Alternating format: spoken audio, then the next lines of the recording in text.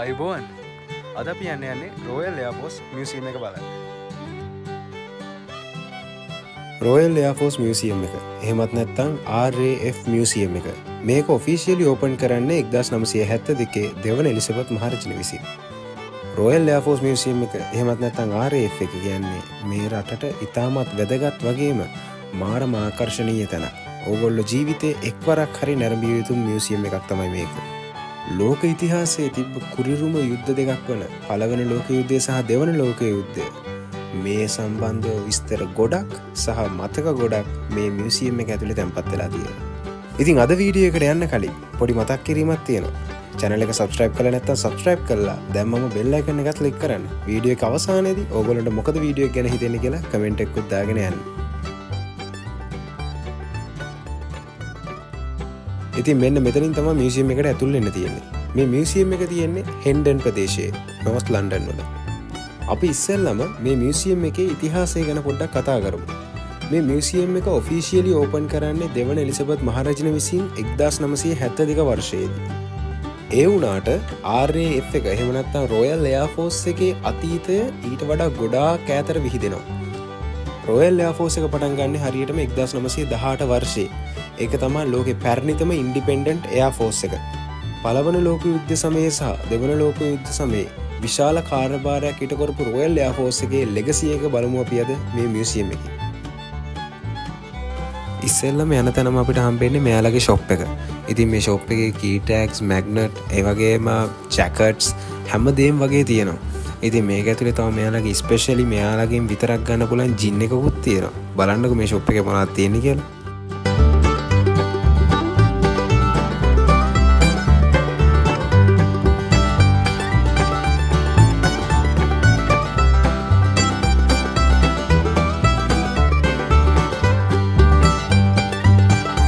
ඉතින් මේ ෂොප් එක ඇතුලේ තියෙන හැමදේම මාරම ගණන්.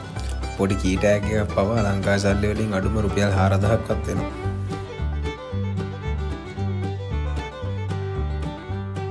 දැන් අපි යමු එහෙනම් මියුසියම් එක හරියටම පටන් ගන්න තැනට.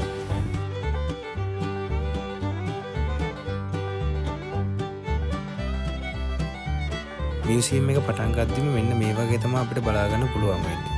මෙතන තියෙනවා රොයල් එයාර්ෆෝස් එකේ එයාලගේ ප්ලේන්ස් වල ආකෘති ගොඩක්.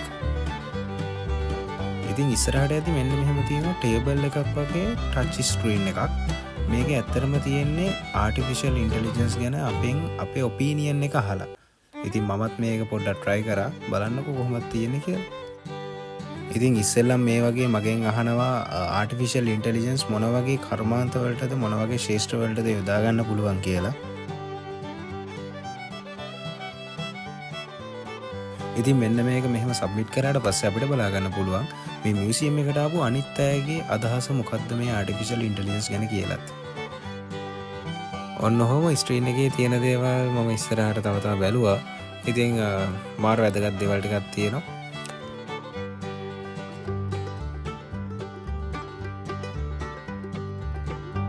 ඉතින් එතනින් ඉස්සරහට ආවට පස්සේ අපිට තියෙනවා බලන්න මෙන්න මේ වගේ හෙලිකොප්ටර් එකක් ඉස්සෙල්ලම.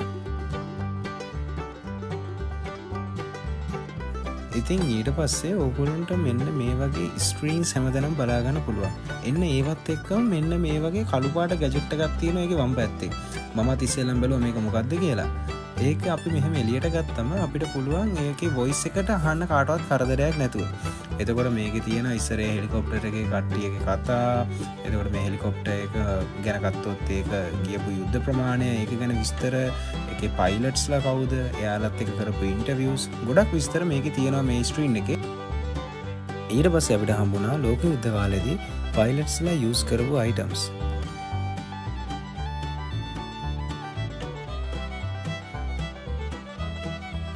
මෙන්න මෙතන තියෙන ටීවී කමර්ෂල් එකකට හදපු ගුවන් යාන ආකෘතියක්.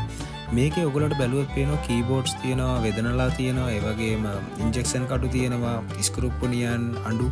එතකොට මේ හැම එකකින්ම රිප්‍රසන්ට් කරන්නේ රොයල් එයාර්ෆෝස් එකට සහාය දක්වපු හැම රෝල් එකක්ම. මේ එක රෝල් එකක්වත් නැත්තම් මේ ගුවන් යානේ පියාසර කරන්න බෑ.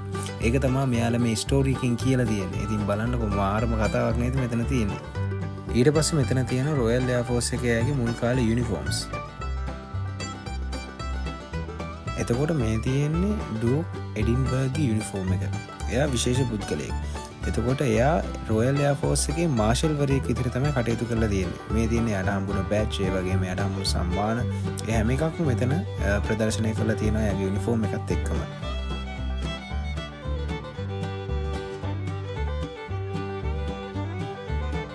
අපි හැමෝම දන්න විදිහට රෝල්ස් රොයිස් කියන්නේ ලක්සරි කාර් බ්‍රෑන්ඩ් එකක්.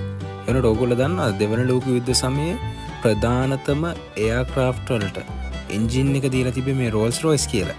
මේ තියෙන රෝල්ස් රොයිස් මර්ලින් 3 වර්ගයේ එන්ජින් එකක්. බලන්න කොහොමද කියලා.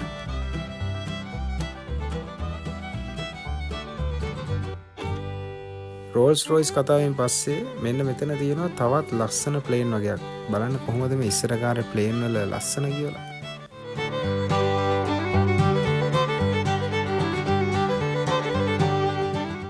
මේ තියෙන ලෝක යුද්ධ කාලෙදී ෆ්ලයින් කෝප්ස් එකට ජොයින් වෙන්න කියලා ආරාධනා කරලා තියෙන පෝස්ටර්ස් දෙකක්.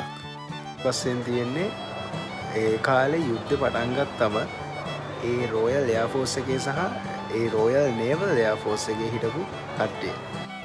ලෝක යුද්ධ පටන් ගන්නකොට රොයල් එයා ෆෝස් එකේ සහ රොයල් නේවල් එයා ෆෝස් එකේ හිටියේ 2073යි. ඉතින් මේ තියෙන්නේ ෆස්ට් වර්ල්ඩ් වෝර් එකේ සර්විස් එකේ ඉද්දි නැති වුණ සොල්දාදුවන් ගණන බ්‍රිටිෂ් එයා සර්විස් එකේ 9349ක්. ඉතින් හිතන්න මේ මිනිස්සු කොච්චර සැක්‍රිෆයිස් එකක් කරාද මේ රට බේරගන්න කියලා.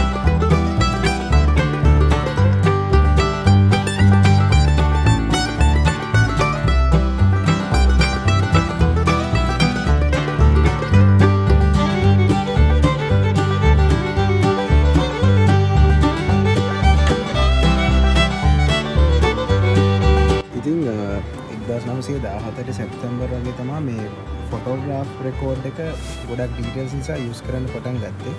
මෙන්න මේවා තමා මේ ෆොටෝ ගන්න යාලා යූස් කරේ දවස්වල.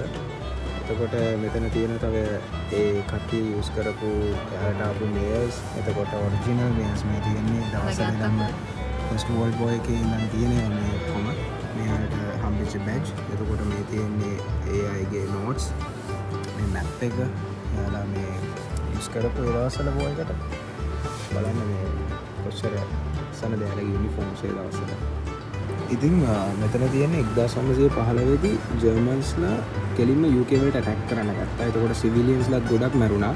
එතකොට එයාලා මේ පබ්ලික් වෝර්නින් එකක් මේ වගේ ප්‍රදර්ශනය කරා. ජර්මන් එයාර්ෂිප්ස් කොහොමද තියෙන්නේ, බ්‍රිටිෂ් එයාර්ෂිප්ස් කොහොමද තියෙන්නේ. එතකොට එයාලට මේ ජර්මන් එකක් දැක්කොත් ටක් ගාලා හැංගෙන්න පුළුවන්. එතකොට ටක් ගාලා එනවුස් කරන්න පුළුවන්. ඒ වගේ තියෙන්නේ. මේ තියෙන්නේ ඒ දවස්වල මිනිස්සුන්ගේ අත්තලින් ලියපු නියෝම්, එයාලගේ පොඩි ළමයින්ගේ නෝට්බුක්ස්, අනම්මනම් ಜಾති ගොඩාක් තියෙනවා මෙතන. ඒ කාලේ ආපුවා.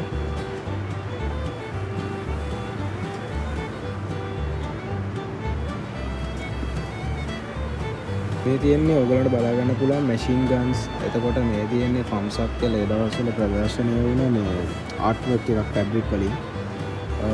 මේ තියෙන්නේ එයාලගේ තව යුනිෆෝම්ස් රොයල් එයා ෆෝස් ලගේ. මේ තියෙන බුලට්ස්, එතකොට ඒවට යූස් කරපු ගොඩක් දේවල් මෙතන තව ගන්න එකක් තියෙනවා.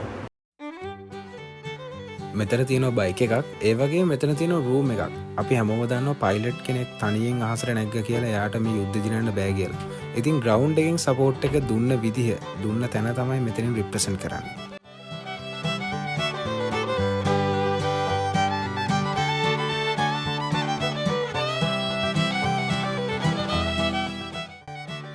ඊට පස්සේ තව ටිකක් එහාට යද්දී ග්‍රැමෆෝන් එකකුත් තියෙනවා. බලන්නකො මේකෙන් ඉස්සර කාලේ මෙයාලා හපු සින්දු කොහොමද කියලා.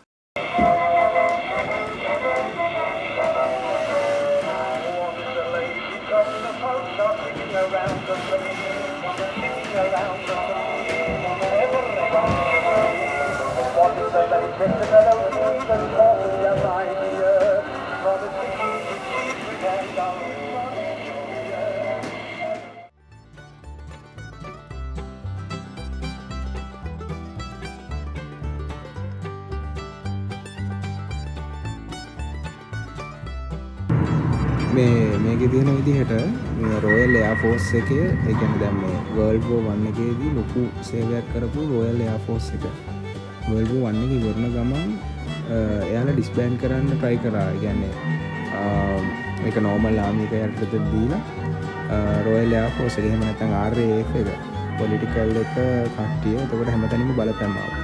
එතකොට RAF එකේ කට්ටිය කරලා තියෙන්නේ පොලිටිකල් සහ පබ්ලික් සපෝට් එක වෙනම අරගෙන. එයාලගේ අලුත් ඩෙන්ටිටි එකකින් එයාලා ටෙක්නොලොජි එක අනම්මනම් එයාලගේ තව දේවල් දිනු කරගෙන එයාලා ඒ කියන්නේ මේකේ තියෙන විදිහට fly higher faster and further.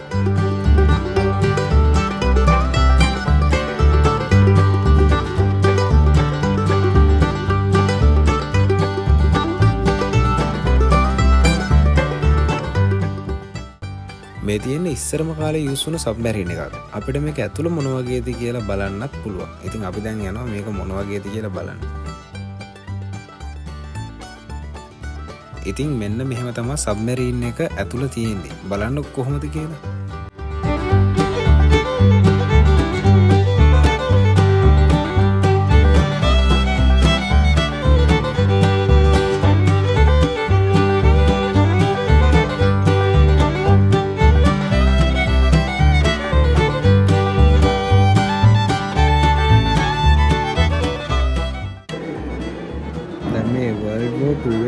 ගොඩක් වලට පේනවා ඇති ගොඩක්ම මේ ඒරෝප්ලේන් සහ මෙන්න මේ වාහන වෙහිකල්ස් ටික මාර්ගෙට දියුණු වෙලා තියෙනවා.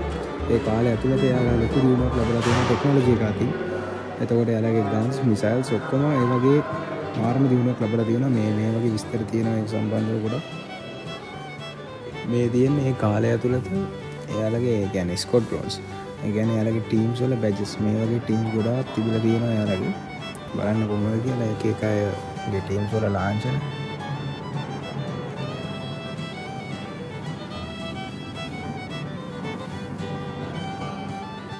මේ තියෙන හිල්මන් මින්ක්ස් එකක්.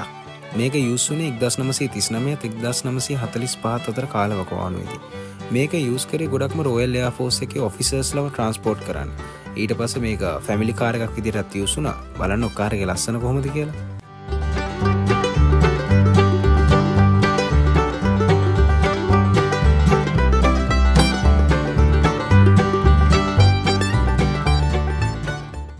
මේ තියෙන රෝල්ස් රොයිස් එකේ මර්ලින් 3 වර්ගයේ එන්ජින් එකක්. මේක යූස් කරලා තියෙන්නේ මෙන්න මෙතන තියෙන මේ ස්පිට්ෆයර් කියන වර්ගයේ ප්‍රහාර ගුවන් යානයට.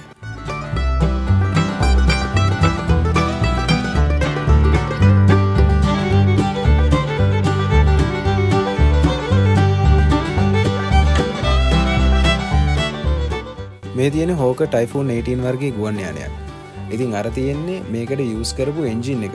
අපි ගිහිල්ලා බලමු මොකද්ද මේකට යූස් කරලා තිබ්බ එන්ජින් එක කියලා. මේකට යූස් කරලා තියෙන්නේ රෝල්ස් රොයිස් වර්ගයේ එන්ජින් එකක්. කොහොමද බලන්නකො රෝල්ස් රොයිස් ලගේ ඒ කාලේ වැඩ. මේකට කියන්නේ රෝල්ස් රොයිස් ග්‍රිෆන් කියලා. ඊට පස්සේ අපි ඔයගොල්ලන්ට දැන් පෙන්නන්න මේකේ පයිලට්ස්ලා කොහොමද මේ යානාවල ඇතුලේ ගියේ කියලා.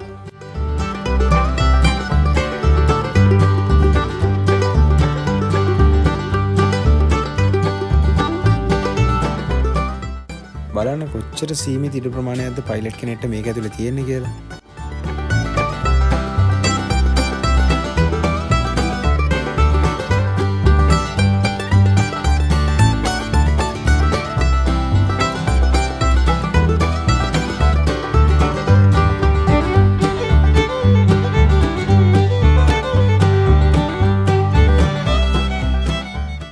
ඉතින් තියෙනවා මෙතන තව විශාල යානයක්. අපි යන් ඒක මොකක්ද කියලා බලන්න.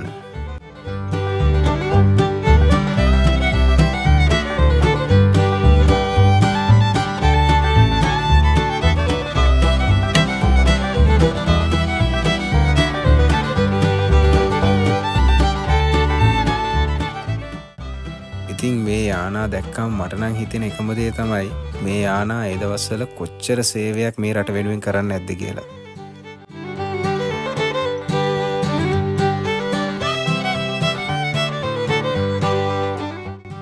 මේ තියෙන දෙවන ලෝක යුද්ධ සමයේදී ජපානය විසින් භාවිතා කරපු ප්‍රහාරක යානයක්.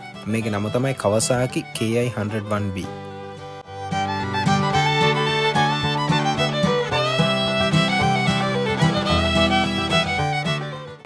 ඉතින් මිත්සුබිෂි කියන්නේ අපි දන්න හොඳ කාර් බ්‍රෑන්ඩ් එකක්. ඉතින් දෙවන ලෝක යුද්ධ සමයේදී මේ ජපානය පාවිච්චි කරපු මිත්සුබිෂි වර්ගයේ යානයක් තමයි මේ ඔයගොල්ලන්ට දැන් පේන්න තියෙන්නේ. මේ තියෙන්නේ ජපානයේ විසින් ලෝක යුද්ධයට පාවිච්චි කරපු තවත් ප්‍රහාරක යානයක්.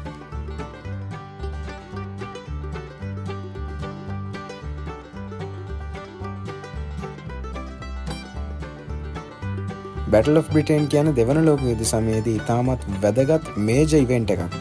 ඉතින් ඒකට සහභාගී වුණ අයගේ ෆොටෝ තමයි මෙතන ප්‍රදර්ශනය කරලා තියෙන්නේ. මේකෙදි උනේ ජර්මනිය ඇවිල්ලා එංගලන්තයට පහර දෙන්න ඩිරෙක්ට්ලි එයාලගේ එයා ෆෝස් එක එව්වා. එතකොට රොයල් එයා ෆෝස් එක බ්‍රිතාන්‍යය ඩිෆෙන්ඩ් කරපු ආකාරය තමයි මේකෙන් සනිටුවන් වෙන්නේ.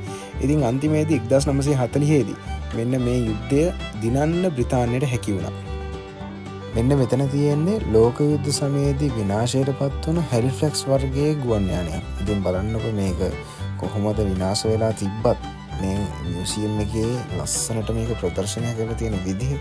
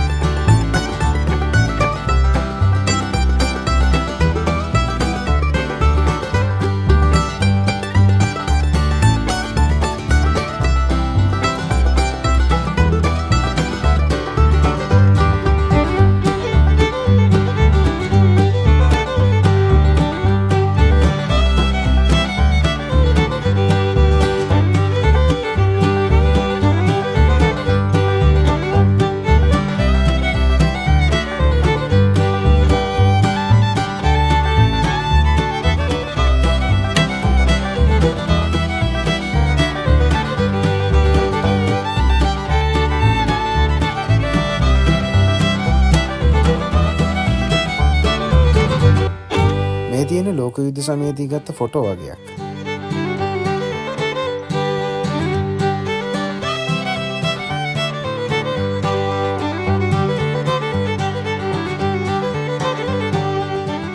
මේ තියෙන ඒ කාලේ යුද්ධෙදී ප්‍රවාහනයට ගත්ත තවත් වාහන වර්ග දෙකක්.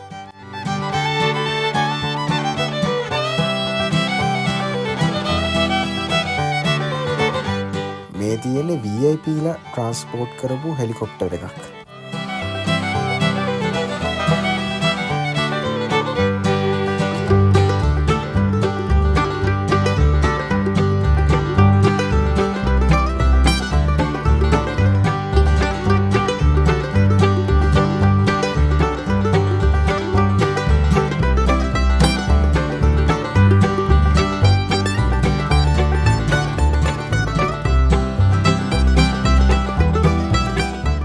තියෙන්නේ බ්‍රිස්ටල් පෙගසස් වර්ගයේ සී ප්ලේන් එකක්. බලන්න කොහොමද සී ප්ලේන් එකේ ලස්සන කියලා.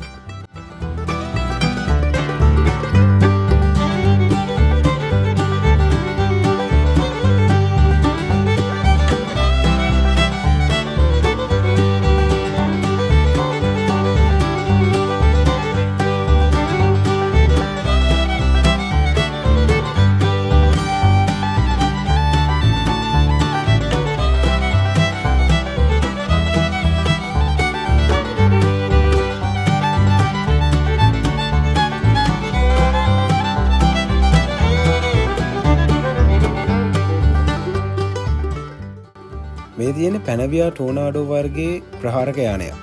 මේක ගොඩක් වෙලාවට යූස් වුණේ ගල්ෆ් වෝ එකේ 1991 වර්ෂයේදී. අපි බලමු මේක ඇතුළ කොහොමද තියෙන්නේ කියලා.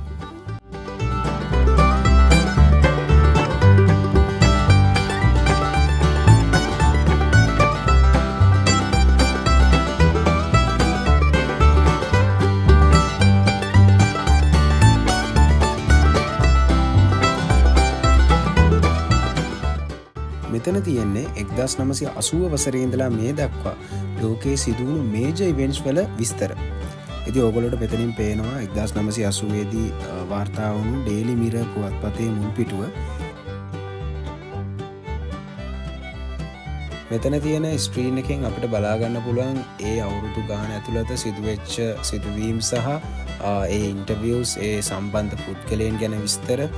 ඔයගොල්ලන්ට බලන්න අහන්න පුළුවන් මේගොල්ලෝ අවස්ථාව ලබා දීලා තියෙන මේ පහසුකම් මේ මියුසියම් එකෙන්.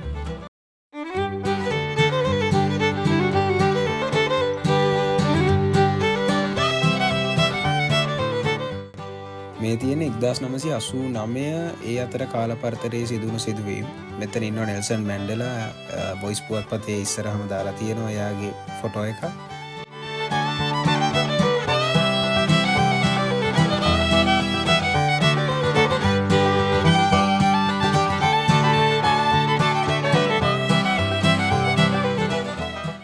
මේ ද ඔබ්සර්වර් පුවත්පතේ මෙන්න අපි දන්න කෙනෙක් ඉන්නවා. Donald Trump.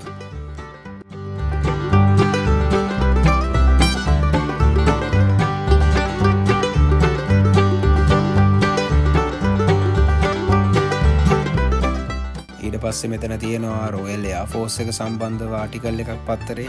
එතන තියෙනවා තව ඔයගොල්ලන්ට පේනවා මෙතන ෆස්ට් ෆීමේල් ගන ගැන විස්තරයක් තියෙනවා මෙතන.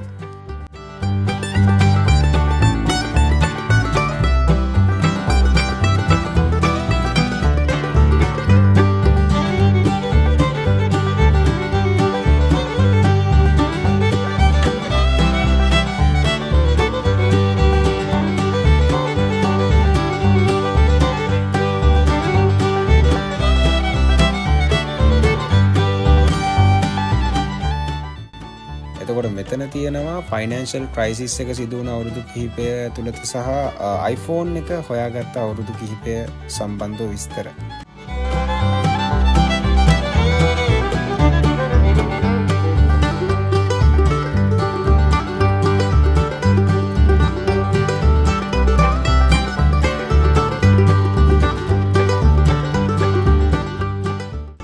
ඊට පස්සේ තියෙනවා අපි ඔක්කොටම මතක ලෝකෙටම ලොකු ව්‍යසනයක් සිදු කරපු කොරෝනා වෛරස් එක හැදුන දවස්වල විස්තර මෙතනින් බලා ගන්න පුළුවන්.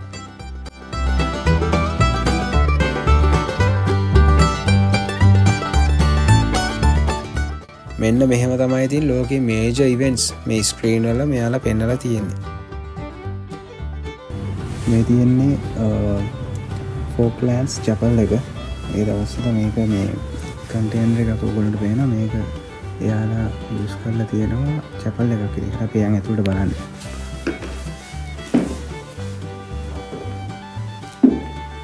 පොඩි චැපල් එකක් හදාගෙන තියෙනවා ඒගොල්ලන්ටම. ඉතින් මෙතන තියෙනවා ශීනොක් වර්ගයේ හෙලිකොප්ටරයක් සහ ලොක්හීඩ් හර්කියුලිස් කියලා කියන ගුවන් යානයක්.